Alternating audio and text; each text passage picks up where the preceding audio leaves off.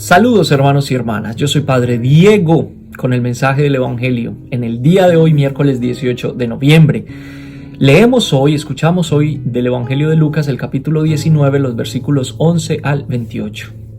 En aquel tiempo, como ya se acercaba Jesús a Jerusalén y la gente pensaba que el reino de Dios iba a manifestarse de un momento a otro, Él les dijo esta parábola.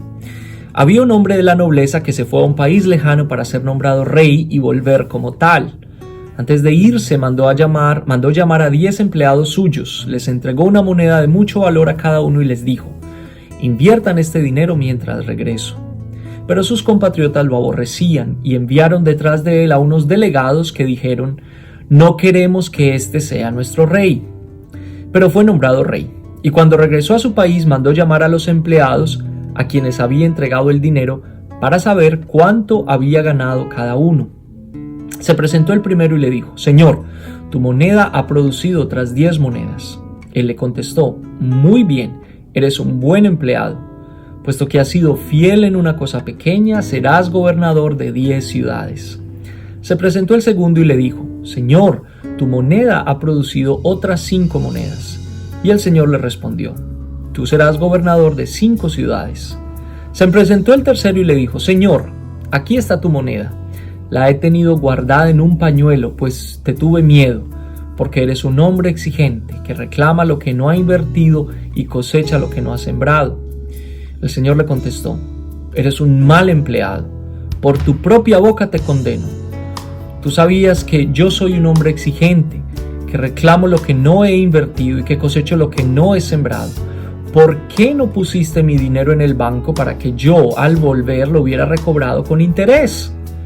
Después le dijo a los presentes: quítenle a este la moneda y dénsela al que tiene 10. Le respondieron: Señor, ya tiene 10 monedas. Él les dijo: les aseguro que a todo el que tenga se le dará con abundancia, y al que no tenga, aún lo que tiene se le quitará.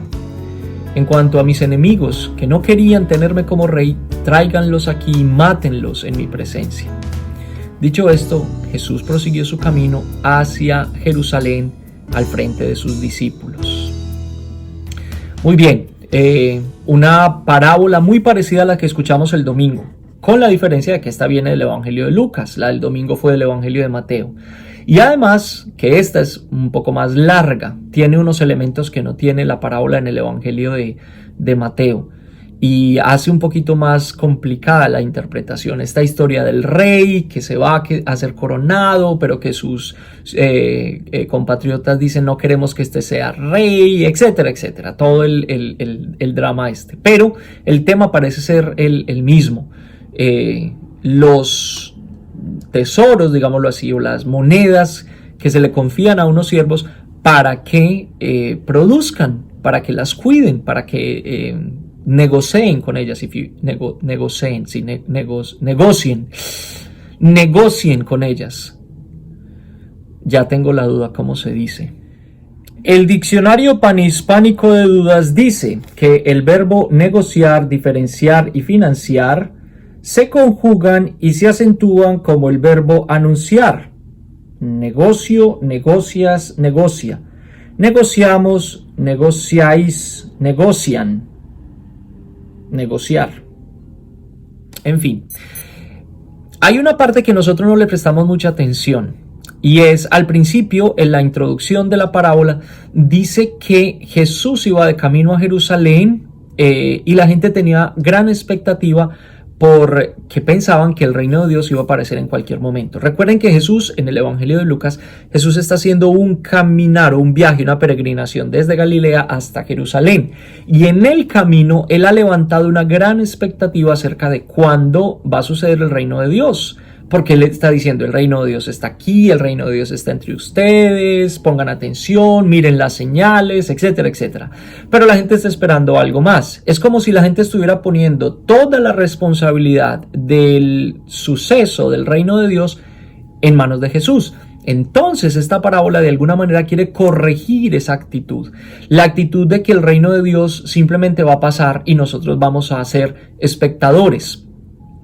Un poco la actitud de que el reino de Dios como que va a caer del cielo, ¿sí?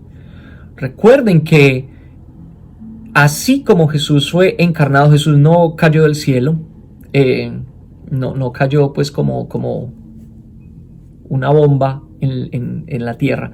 Jesús se encarnó, hizo todo el proceso para convertirse en ser humano. Se encarnó por obra del Espíritu Santo, por supuesto, en la Virgen María y nació como cualquiera de nosotros y se hizo hombre y creció como cualquiera de nosotros. De la misma manera, el reino de Dios va tomando forma, se va estableciendo, no se impone, sino que se establece entre nosotros. Entonces, la parábola quiere llamar la atención precisamente llamar la atención de los discípulos para que ellos comprendan que el reino de Dios, aunque es un regalo de Dios para todos nosotros y Jesús viene a establecer ese reino, nosotros tenemos una participación en el reino. Somos nosotros, los discípulos de Jesús, los que ayudamos a establecer y a mantener el reinado de Dios también. Es un trabajo conjunto, si ustedes quieren. Un trabajo conjunto del Espíritu de Dios actuando en nosotros y nuestra voluntad, o nuestra disposición más bien, utilizando aquello que el Señor nos ha dado. Por lo tanto, el reino de Dios, el reinado de Dios, la experiencia de Dios, de su amor, de su compasión, de su misericordia, de su sanación, etcétera, etcétera, todo lo que nosotros, los adjetivos que pudiéramos darle a esta experiencia del reino de Dios, aparecen en la vida de una persona cuando tiene un encuentro con Jesús. Pero es esa persona la que tiene que procurar en el ejercicio diario de sus talentos, de sus habilidades, del carisma propio que tiene esa persona, de sus capacidades, que esa experiencia del reino permanezca y que muchas otras personas también tengan la oportunidad de vivir esa experiencia del reino o del reinado de Dios. Vamos a leer nuevamente este evangelio.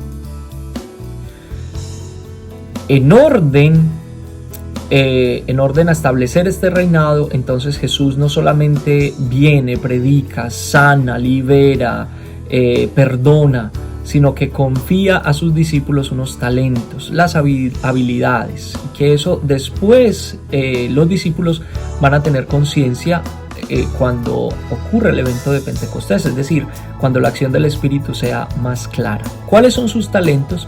¿Cuál es esa moneda de oro que el Señor le ha dado para que usted negocie con ella?